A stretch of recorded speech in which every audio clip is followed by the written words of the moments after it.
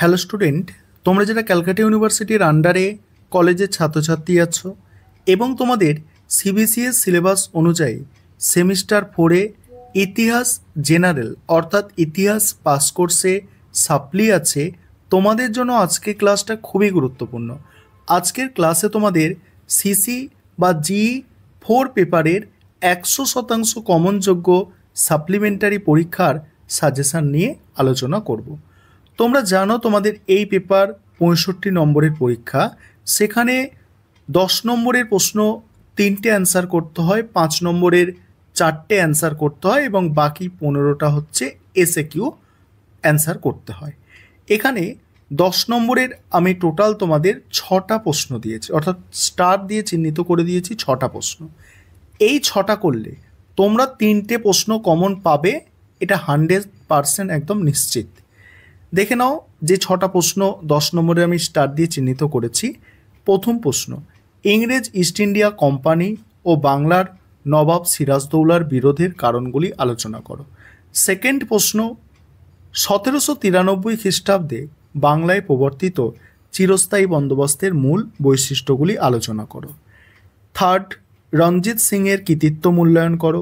Fourth, 19 শতকে বাংলার রাজনীতিক ও সমাজ সংস্কৃতির নব্যবঙ্গ আন্দোলনের ভূমিকা, সমাজ সংস্কৃতির ক্ষেত্রে লিখবে নব্যবঙ্গ আন্দোলনের ভূমিকা। 5 নম্বর প্রশ্ন, ভারতের জাতীয়তাবাদী আন্দোলনে নরমপন্থীদের ভূমিকা। 6 নম্বর প্রশ্ন হচ্ছে ভারত বিভাজন কি অনিবার্য ছিল।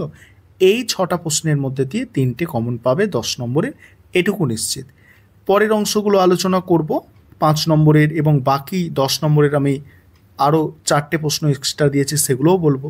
তার আগে যে বিষয়টা বলার আছে, তোমাদের জন্য স্টাডি মেটেরিয়াল তৈরি করা হয়েছে। তোমরা যদি কেউ উন্নত মানের স্টাডি মেটেরিয়াল পারচেস করতে চাও, সেক্ষেত্রে নিচে যে নম্বর দেখতে পাচ্ছ এই নম্বরে যোগাযোগ করে উন্নত মানের স্টাডি মেটেরিয়াল পারচেস করে নিতে পারো।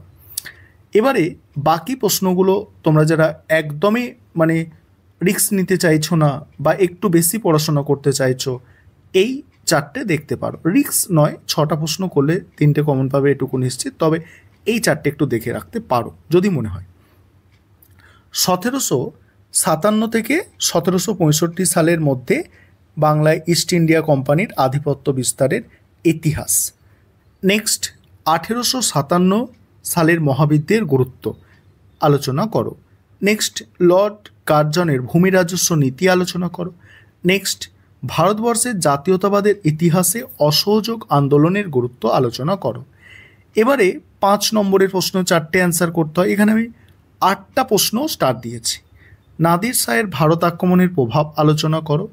নেক্সট আছে 1765 সালে কোম্পানি কর্তৃক দেয়ানি লাভের অর্থনৈতিক তাৎপর্য আলোচনা করো। নেক্সট, ঔপনিবেশিক বাংলায় কি অবশিল্পায়ন ঘটেছিল। নেক্সট, বাংলার নবজাগরণ বলতে কি বোঝো। পরের প্রশ্ন আছে 5 নম্বর প্রশ্ন, লর্ড কার্জন কেন বঙ্গভঙ্গ প্রস্তাব দিয়েছিল। তারপরে সাম্প্রদায়িক বাটোয়ারা কাকে বলে। তেভাগ আন্দোলনের ওপর টিকা। ক্যাবিনেট মিশন বলতে কি বোঝো। তৃতীয় পানিপথের যুদ্ধর কারণ কী ছিল। বাংলায় কে এবং কেন দ্বৈত শাসন ব্যবস্থা প্রবর্তন করে। রায়তওয়ারি ও মহলারি বন্দোবস্ত বলতে কি বোঝো। নববঙ্গের ওপর সংক্ষিপ্ত টিকা। তারপরে রাওলাট সত্যাগ্রহ গুরুত্ব সম্পর্কে আলোচনা। 1935 সালে ভারত শাসন আইন সম্পর্কে আলোচনা। তৃতীয় পানিপথের যুদ্ধের গুরুত্ব। এই হচ্ছে তোমাদের টোটাল সাজেশান। এগুলো তোমরা করো, 100%-র বেশি কমন পাবে, কোনো চিন্তা করার দরকার নেই। এই পেপারের সাজেশান একদম 100%-এর